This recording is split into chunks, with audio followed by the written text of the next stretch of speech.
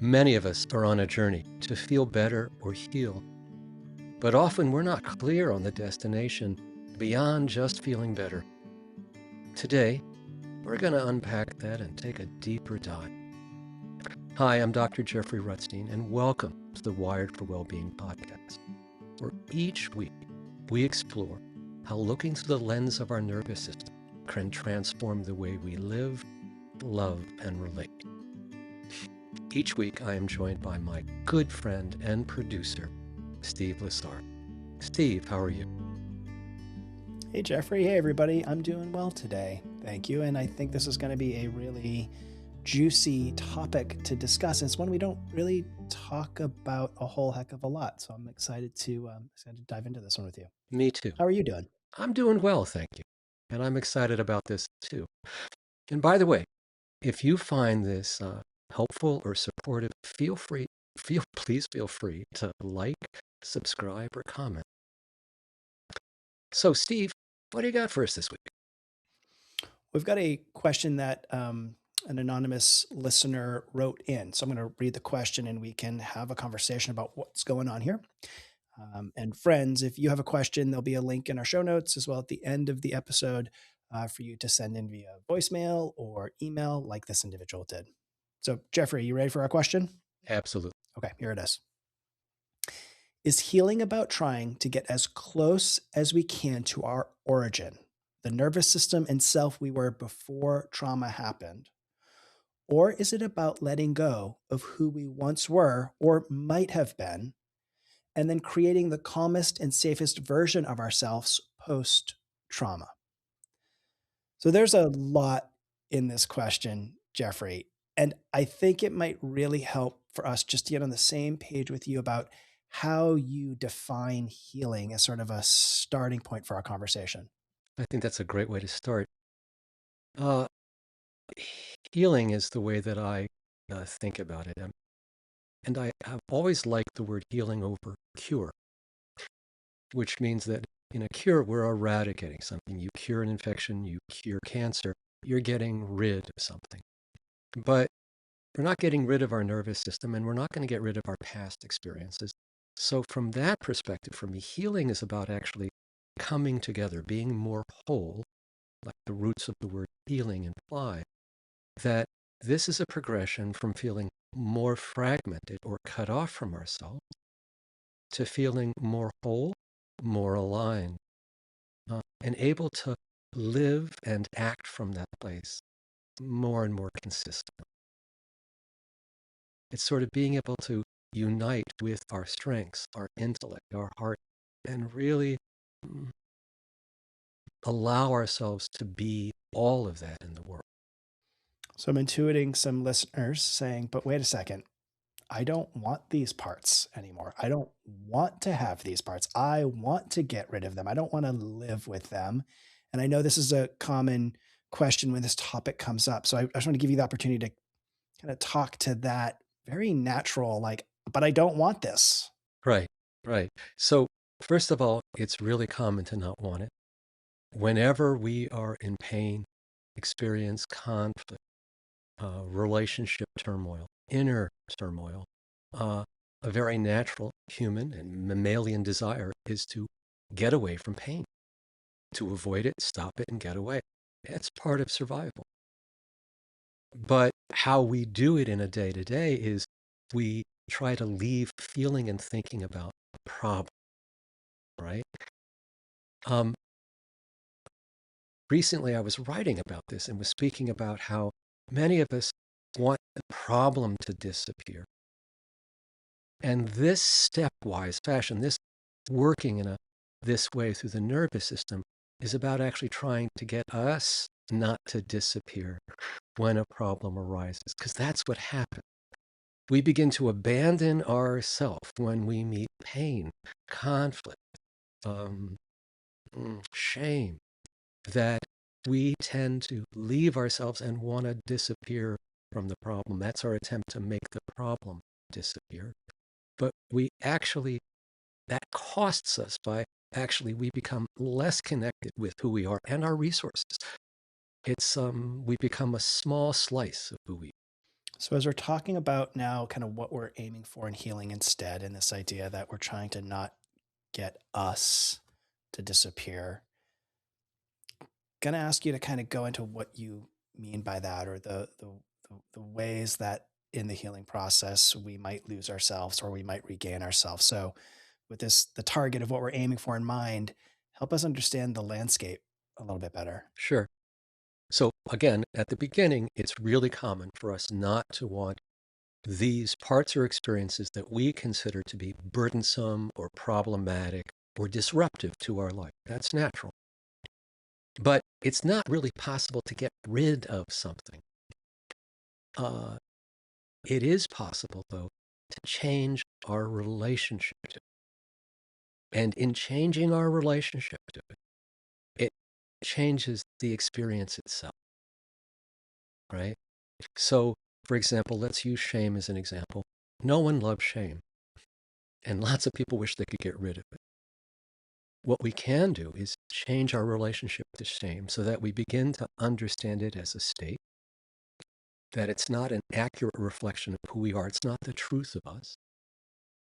And then we can begin to notice how to work with it when that state and those feelings, which are emotional, psychological, and physical, how to work with that chaos as it arrives in a way that actually helps us learn how to soften it, reduce its power and its overwhelm, and to ultimately be less and less identified with our shame self as our true identity, and to see it more and more for what it is, which is a nervous system state.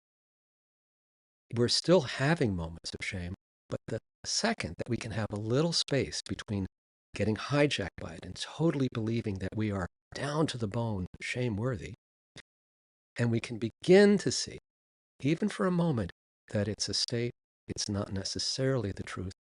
We've already begun to move in a direction where we can have a relationship to shame that isn't so adversarial and isn't always making us want to disappear or melt through the floor or think that we will never get better and no one will ever love us.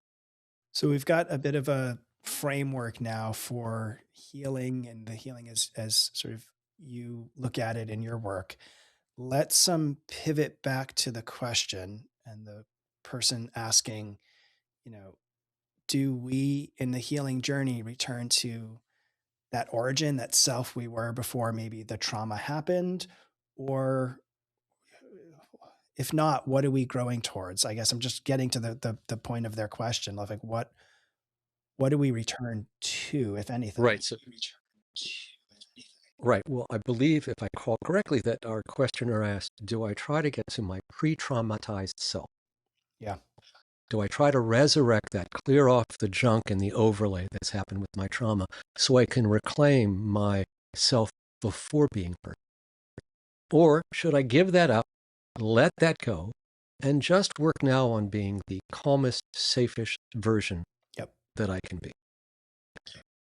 And I kind of would say no to either. And let me explain. Okay. Good. And then I'm going to have you talk about door number three, if door one and two are Right, options. exactly. Okay. So explain Right. Yeah. why Okay. not one and two. Okay. So door number one, we can't get back to where we were before because everything that impacts us like this impacts our sense of identity, our psychology, our views or opinions about what's possible for us in this lifetime. How much are we entitled to or not entitled to? Trauma makes a nervous system feel much less secure, often has much more shame, and because of that, dims our sense of what we're entitled to in this lifetime. Am I really entitled to a loving relationship? Am I really entitled to success at work or in a hobby? Am I allowed to have those things, or am I am I just too damaged or too wrong that I should just give that? Door number two. So we can't get back to the self because part of the trauma is still going to be part of our learning, part of our education. We have learned things besides the pain and the wounding that comes from trauma. As we move through the healing of that, we actually begin to see and access the strengths that we had to develop to survive the trauma. Though because the pain and darkness of the trauma are often so strong, that's always what we see first. Everything that's wrong with us and nothing that's right with us. And as we begin to heal, we begin to see, wow, I have a lot of inner strengths, but we're not in touch with that at first. The second door is, well, okay, should I then just be the calmest, safest version of me? And of course, this individual is talking about that if we're more regulated, should my healing goal be to be the most regulated, most safe, and most calm? And I would say no to that too, right? We're not looking to flatten ourselves. Certainly, we want to be able to be more consistently regulated, but we're never going to be steady state. That's not the nature of human nervous systems. It moves in and out of different states throughout the day, every day. And we don't want to lose that ability, right? So sometimes, like, if I want to relax and be connected with my wife, being more regulated helps. I don't have to be 100% regulated, but 10, 15, 20% regulated allows me to connect with the capacities for connection, love, care. But if you and I have a project we need to get to really fast, regulation helps, but I also need to tap some fight or flight energy. I have to get motivated. I'm not necessarily overwhelmed by it and paralyzed by fear, but I have to have some energy and some activation going on so that I can in, engage in a project, sort of muster my strength and follow through to actually get something done. And if we're sick, if we're sad, if we're grieving, it's going to be natural for us to go towards shutdown and collapse. And with illness and repair, going into shutdown and collapse is actually essential for recovery, right? Like, think of the last time you had the flu or a bad cold. You naturally were feeling tired, foggy, kind of withdrawn from social stuff, loss of interest in a lot of things you might usually be interested in, because your nervous system is telling you it doesn't have the energy to engage in those things. Now, often when we're in that state too, we start feeling depressed or down because we're sick. Oh, I'm so unhappy. I'm sick. I feel so bad. But when our nervous system enters that state physiologically, it actually helps us devote more energy to the system restoring health and balance than into muscling through things. So, and we're muscling a lot more times when we're in fight or flight. That's a more energetic, active, I'm running away or I'm going to fight this. And if you're in grief, you're naturally going to be touching into some shutdown and collapse. So keeping an eye on safety is helpful. And to know what things may be occurring during a day or a conversation that's making you feel less safe. But healing isn't just about trying to be really regulated and safe all the time and calm all the time. That feels almost like it could be experienced and expressed as a repression or suppression, right? Let me just kind of, push down so that I am calm, I am quiet, I am safe. And it feels like it's another contraction. It's another way of forcing some kind of limit or ceiling on our life energy. Before we get to door number 3, Okay. let me unpack door number 1 and 2, and then we'll absolutely get to door number 3. Sounds good. In door number 1, I'm hearing a degree of like grasping for something that maybe was there, or an idealized past, or some thought. And in door number 2, I'm hearing like anticipating, and I'll describe that differently. Like, I found in my life that what I want to have happen and what actually happens are never the same thing. Yes. That when I expect a certain outcome, I close myself off to what's actually occurring. So I guess I want to try to It's an excellent point. kind of land these ideas of like, one side seems like it's a grasping thing, and one side feels like it's a anticipation thing. They're both grasping. They're both Yeah, I guess grasping, so. right? Grasping for The the first, future that isn't right, there. exactly. Yeah. We're grasping for the future that we think would make our happiness occur, that our healing would be there, that I would be better suited to face life, or grasping back for this part of me before I was hurt, before I was traumatized, to re-engage in that life and in that self. But that life and that self no longer exists as it was, because it changes our brain. Now, that doesn't mean we can't heal. We can. But, Important distinction. right. But I will, I feel like I am truly not significantly affected by the trauma I experienced anymore. I mean, just very, very small way. But my experience and the strengths I got and the compassion I developed for myself and the empathy I developed for other people in pain or in trauma, both I wouldn't want to give up for anything, but that's woven into who I am. Like, who I've become is everything, like whatever I experienced in childhood, good, bad, and the trauma, and whatever I experienced in adulthood, good and bad. All of that comes together to lead towards where I am now. So, door number 1 and door number 2, as you said, contain a certain amount of grasping for an ideal, either located back in time or forward in the future. And the ultimate way for me of looking at healing is about becoming more and more free and capable of being ourselves, of being, Is this door number 3? Are yes, we yes. This is door number 3, is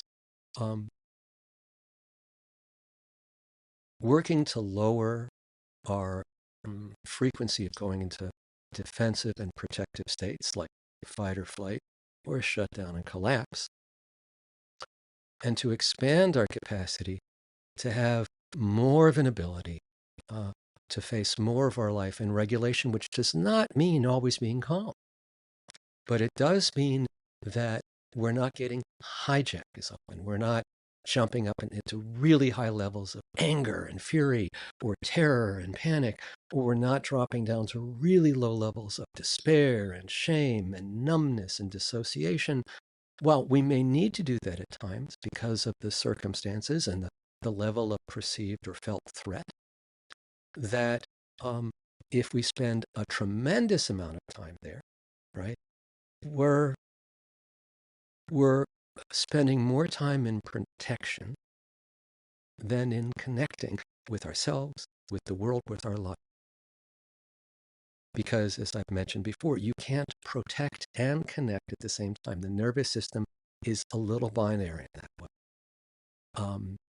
That I can move towards you and connect, or I can move towards protecting me, but I can't do both at the same time in any way successfully. So if we're a little bit more oriented towards protection, it means that we will be less capable of finding the bandwidth for true connection. And all of us are wired for connection. We want connection, safe connection, and we're waiting for connection. So healing from door number 3 is about beginning to see and unwind the parts of our learned responses, learned nervous system responses that keep us small, that keep us on the defense, that keep us vigilant, that keep us, and again, anytime you or me or any human is in the defensive states of fight or flight or shutdown and collapse, we're not enjoying. If we're really high in the fight or flight state or in low in the shutdown and collapse, we're experiencing a kind of acute pain which removes us from connection to other people and removes us from connection to ourselves. And we abandon ourselves. We abandon ourselves psychologically, and we abandon ourselves somatically. We leave the body. We constrict the body, or we leave the body. And when we do that, because we're more involved in a story, a fear, a panic, we're just dropping into oblivion, we're much less able to be agentic, to have impact in our world. We're flailing, right? We're being driven by the nervous system, and When we're driven by the nervous system, it's not like we're aiming for happiness. We're aiming to get away from pain and move towards safety. Jeffrey, I want you to go back and help us understand a little bit more about what you mean about leave the body psychologically and leave the body somatically. And if you can help with some examples so we can maybe map that onto our lives. Sure. So let's talk a little bit about attention and focus for a second. When we're more regulated, I'm not talking about perfect regulation, but when we have a few tools or more in regulation, we're capable of connection. We're capable of feeling okay about ourselves. We're feeling okay and safe in conversation. When I'm and my attention is a little bit more open.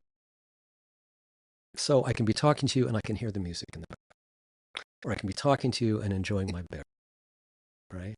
And I can be listening to what you say and not keep getting carried away by this rampant flood of thoughts, worries, the anger scene returning to me, or the desire to just disappear from the room. Whenever anyone is in a defensive state, our awareness becomes very tight and restricted, as if we're looking through a macro photographic lens, a close-up lens. So it's a very small and intense focus. So, for example, when we're in shame, all that we can focus on is our badness, our failures, our felt inadequacies. We lose track of any goodness we have. We lose track of the 11 things that we did today that were really nice, good, or productive, and we focus on the one thing that we're kicking our butt over. That's the result of when our focus tightens like that, we only begin to pay attention to what it's focused on, and it's usually hyper-focused on fault if we're in shame, a perceived failure, a perceived broken. So when we're in a narrow focus, we don't really have access to the rest of life. So if you and I are having a conversation at a cafe and I'm really anxious, I'm going to be trying to listen to you, but I'm going to keep getting absorbed in this story that's rolling really fast in my head, and I'm going to have a hard time following you because I'm going to want to get back to talk to you about how overwhelmed I am with this or anxious with this. And I may be drinking the beverage, but I'm not going to be tasting. There may be music on, but I'm not, because whenever there is a perceived threat, which is what drives us into activation, we start pushing away anything that's not directly salient to the state. So my body state at that time is not directly salient. What's salient is this worry, this problem I have to hyper-focus on, maybe I have to hyper-talk about. And I'm all jacked up about it, worried about it, looking over my shoulder. Is this going to happen? Do I have something to worry about? And that consumes me.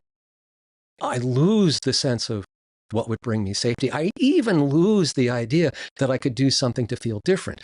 I actually lose that there's other possibilities because I'm so absorbed in this laser-like focus. So regulation is helpful because it allows us to open our focus more like a wide angle, where we can see and feel and think simultaneously, where we can understand more nuance around this, where I can take in more data instead of just being flooded and laser focused on one painful, haunting thing. I can be broader than that. My awareness is able to take in more, and my nervous system is not feeling so threatened because there could be still that anxiety there, right? Or the shame or the anger, but it's a little bit more contextual. Like, yeah, I'm angry, but right now I'm with my friend Steve and I can talk to you about this, right? And at some point we even begin to think, well, how long do I want to hold on to this anger? Because it's really constricting me. It's really causing pain. And the person that I'm angry about is probably having a great night's sleep. And I'm sitting up in bed thinking I should have said this and I should have done that. And next time I'm going to definitely do this. And we're not just angry, we're actually trying to rehearse how we would do it differently, how we could find safety or triumph. But that's almost like we're not leaving the state, then we're staying dysregulated in the hopes of trying to solve a problem that in that moment we may not have to solve. So I'm going to try to tie some loops with what you've just shared back to our initial question. So what I hear, and please correct me along the way, is that when we're trying to navigate ourselves back to this original self, original state, or when we're trying to hit some idealized vision of ourselves in the future, what I'm hearing is we're shutting ourselves off from fully being present to whatever's arising or occurring or who we're growing into or who we're becoming or who we're trying to connect with in the actual moment. Yes. How'd I do? Perfect. Perfect. A plus. Okay, A plus. good. Yay. Okay. All right. So we were on this trajectory now for door number 3 before I had you unpack some of these ideas for some other pieces. And I guess I want to understand a little bit more of what that landscape is. Like, what does a door number 3 life look like? It's a path of people feeling progressively more comfortable in their own skin, becoming progressively more accepting and welcoming of who they are. So many of us who are hit by trauma spend a lot of our lives trying to be the person that other people will accept, or trying to be the person that we have dreamed we should be to be loved or correct or a good person. I need to feel and do this way. I shouldn't be angry, or I shouldn't be jealous, or I should be generous, right? And we become less and less people pleasers. We become less and less afraid of or diminishing our own feelings or needs or impulses, right? So let's make this a little bit more concrete. So trauma survivors in general um, don't always feel safe in relationships, especially if their trauma has been interpersonal trauma versus natural disaster or war trauma. And because of that, it lays down a template that maybe we learned being ourselves wasn't safe. Being ourselves could cause derision or anger, or we're too needy or too loud. And often in abusive and dysfunctional families, parents who are their own nervous systems are not very regulated, they will get angry at a child's nervous system for the child's nervous system impacting the parent's nervous system. The child is loud, excited, moving, wanting something. And the parent's nervous system feels overwhelmed, wants to push back. Maybe they weren't allowed as a kid, when they were a kid, to want things or to be loud. So what they'll do is they'll blame it on the kid. Stop being so neat. Stop being so loud. Do you want me to give you a reason to cry? And that immediately injects shame into the child. Here I am just being me, being happy, and I'm getting slammed with, you're a horrible kid. Stop that. And so we learn, especially when we get images and memories like that, experiences like that, that being ourselves is not good enough. We better be somebody else. Right? I love that Oscar Wilde phrase, be yourself because everybody else is taken. And the idea is that I really, really feel in my heart that that's the truth for us. Our opportunity as we live, and part of this is also about, like, healing to me involves a kind of maturing, right? Many of us are still dominated and ruled by the vision of the world and safety that we inherited from our parents, from our childhood experiences, and from our trauma. And we haven't updated those files. We are still seeing things sometimes through a 5-year-old's eyes, a 10-year-old eyes, in terms of danger and threat, not necessarily in terms of our tastes, like for music or movies, but what we consider safe or allowed for us. And so door number 3 looks like someone getting progressively more comfortable in their skin, progressively becoming more aware and aligned with their authentic self, their true self, their ideas, their opinions, their wants, their needs, rather than having to cut them off, deny them, suppress them, right? So many trauma survivors in particular, but many of us, even without trauma, if we've had frightening experiences or unhealthy parenting, that uh, we have learned to abandon ourselves to be able to fit into relationships or to be less than overwhelming. And that's where the abandonment comes to. We abandon certain parts of our needs, wants, desires, and thoughts. We also literally begin to leave and abandon parts of our body, or we constrict them. And it's the same. Whenever we constrict something, we're not able to really inhabit. So I worked with one woman who was told that no one really cared what she thought. She wasn't allowed to speak at dinner. The parents were. She had something to say, she could raise her hand, and if they felt like calling on her, they would. Otherwise, if they didn't, they would just tell her to put her hand out, and she had to be silent. When she got into relationships and people would ask her, it's your birthday coming this weekend, what would you like? She would get this clenching in her throat. It would be really like a knot. And she found herself having a raised heartbeat and all of a sudden also having no idea what she would want. Very distant from what she would want and impossible, even if she got there, to say it. Over time, understanding what this was related to, the tightness in the neck, and working through that. And then also working actually with the body to re-inhabit the neck. Because it's not just insight that helps the nervous system. It has to be an embodied approach. Insight, information, cognitive information alone is not healing in and of itself. It's helpful, but it doesn't in and of itself change or shape the nervous system, right?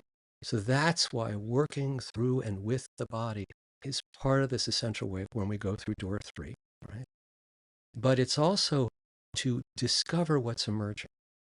Like you said before, if I have an eye on, my healing has to be that I'm calm and safe 99% of the time. Then I'm going to have to start squishing any time that I feel anxious or sad or angry. Or if I don't squish it, I'll start feeling like a failure. Oh, I'm supposed to feel safe and calm, and I don't feel safe and calm. I'm even failing at regulation. Yeah, I like that description of it a lot because the image that I have is when I'm holding on to these other things, the past that I can't return to or the future that I'm just guessing at. There's no space. There's no space for what's going to arise or who I need to be, or in your example, even of the woman, that the what she wanted wasn't even accessible to her because she was abandoning herself so much that she couldn't even get to that. Right. And she was doing it, ironically, to protect attachment. She was doing it because she didn't want to be pushed away, to be rejected, right? And so she's suppressing or denying herself, not because she wants to harm herself, but because she doesn't want to offend or threaten the relationship, right? And yes, if I'm too busy trying to get there to the calm, safe me, I'm not going to be with what's unfolding now, right? And our life is not about living in the future or the past. It's actually about, perhaps for the first time, actually being able to be in the present somewhat and feel safe there. And to not always be focusing on a problem to solve, externally or internally, right? Which our brains naturally. I'm going to ask you potentially an impossible question, but we're going to do it anyway, Jeffrey, because I think there have got to be people out there saying, like, okay, how do I begin to get to door 3? And I feel like it may be impossible because there's so many specific things that happen in an individual's life on their healing journey. But speaking in broad strokes, how do people begin to make this journey towards or near or in the vicinity even of door three, let alone walk through it, because that might take a lifetime, honestly. Right. So again, like I said before, it's a progressive or gradual journey. I think that this level of the journey, once we begin it and once we gain some skill, is a refinement over time, right? Like I've become more and more and more authentic in who I am and how I present. But it wasn't overnight. And even when I felt like I was able to deepen this by some leaps and bounds several years ago, I'm still moving along the path. Things are still opening up. And I'm still encountering at times the little edges that make me more hesitant to sometimes, in certain situations, say my full truth. So part of this is, and this is where some intellectual understanding helps. The frame is that there's nothing wrong with us. That's the first thing. And people who are listening are going to have a hard time with that because they've already identified what they are certain is what's wrong. But part of that is under the guise of both post-trauma, we have a lot of shame and self-blame, an injured self-concept. But what it's also done is trauma separates us from ourselves. It separates us from our essence, from who we actually are at the deeper or deepest level. So regulation is the start, but it's not the final destination. It's a portal. We learn how to regulate so that we can both understand why and how our nervous system moves in and out of states, and to learn some practices that help bring us back more towards regulation. Again, the idea is you don't have to be perfectly in regulation, but just a little regulation goes a long way. But then a deeper process can engage. Once we're a little bit more regulated, we can begin to actually learn how to more and more fully make deep contact within our body. Because when we live outside, above or outside of our body, we get cut off from lots of information, lots of sources of wisdom that are already in the body that could help us cope, to help us find resources, to help us be flexible.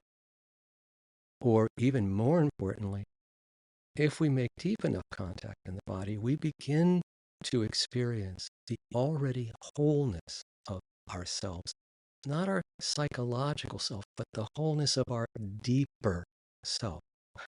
We can get in touch with a kind of power that's already there, that we don't manufacture, that's not been given to us. It's just there. And most of us can't access it or don't pay attention to it on a normal basis because we're too busy with our problem-seeking, problem-solving mind. That's what most of us think about all day long. What's the problem? That's the problem. How do I fix it? This is how I'm going to fix it. Or worrying about the next problem, or regretting the problem from yesterday. But our thoughts, when we're thinking, tend to always organize towards problems. And when we are not fully engaged with sensing our own body or with attending to the present moment, we turn on this, we don't turn on, a structure in the brain turns on called the default mode network, the DMN. And characteristics of this, when it's kind of idling attention, taking a shower, driving somewhere, we're mindless.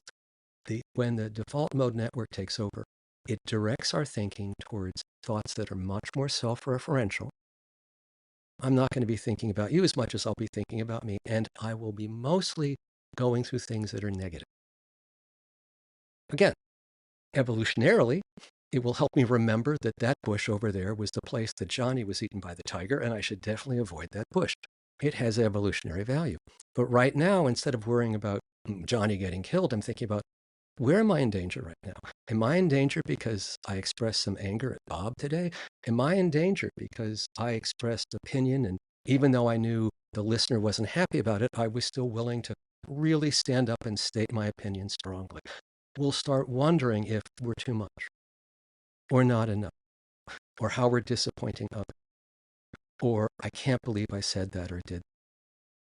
And that's common. Everybody does that. But here's where healing and growth begin to take a different turn. We don't have to be controlled by it. It's something that until we're aware of it, just turns on automatically and will continue to until we use it as a portal to come back to ourselves, right? And the moment that I can begin to touch more deeply, make deep inner contact with me, I have access to something that actually, and here goes back to the beginning of the question, it's always been a part of us, this inherent wholeness, this capacity for love and compassion, this capacity for power. It's always been there. But we separated from it. We disowned it, as many of us do, because of life, and particularly because of trauma. And then we get lost in the idea that we're powerless, we're worthless, we're broken. And we didn't often come to those self-concepts by ourselves. The trauma itself pushes us there. And often what people say during traumatizing interpersonal events is usually shaming, demeaning, blaming. And because of those things, it really helps crystallize in the young child's mind, or the older child's mind, or even the adult's mind, that they created this badness, or they got punished because of some badness in them, or that other people are lucky to escape trauma or harm or abuse, but you're not, because somehow you're not worth it. So that the trauma and the things that befell them somehow feel self-generated, or I'm a magnet for bad things.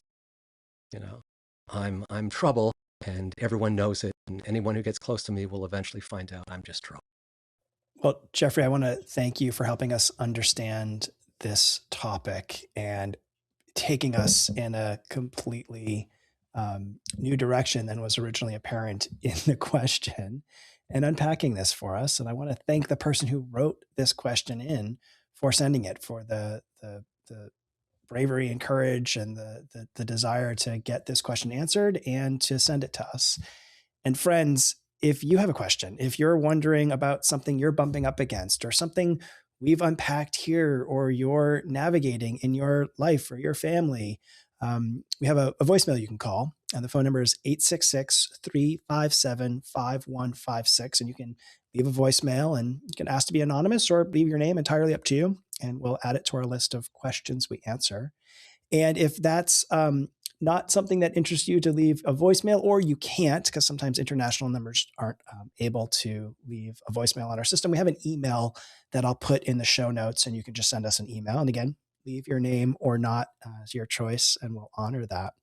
So I hope you take this invitation to send your questions to us, because we'd really love to answer them. Jeffrey, I know you've got some supporting materials, some free supporting materials for people out there to learn more about this work, and to learn a little bit more about you and your work. So let us know where we can find that. We can find that if you go to drjeffreyrutstein.com/links. It'll take you to a page, and there's a link for a free gift. And the free gift is a 20-minute explainer video that talks about, why do I keep feeling stuck? And it goes an overview of the nervous system, the defensive states, and for each state, some practices to help you shift from fight or flight, or shut down and collapse, to shift back towards regulation. And again, that's at drjeffreyrutstein.com/links. Steve, thank you for this. This was a great conversation about what I think is a both exciting and very deep topic. Like I felt today, we began to touch the surface, but there's so much more we could do. Yeah, I agree. I felt the depths of this conversation really open and expand on such a meaningful topic. So thank you again for taking us there. Thank you, Steve. Friends, if you found today helpful or interesting, please feel free to like, share, subscribe, or comment. We love comments. We'll read them all. And let your friends know. Remember, this podcast is for informational purposes only and isn't a substitute for professional mental or physical health care. If you are struggling, please reach out to a qualified healthcare professional. Thank you so much for watching. See you next time. Bye for now.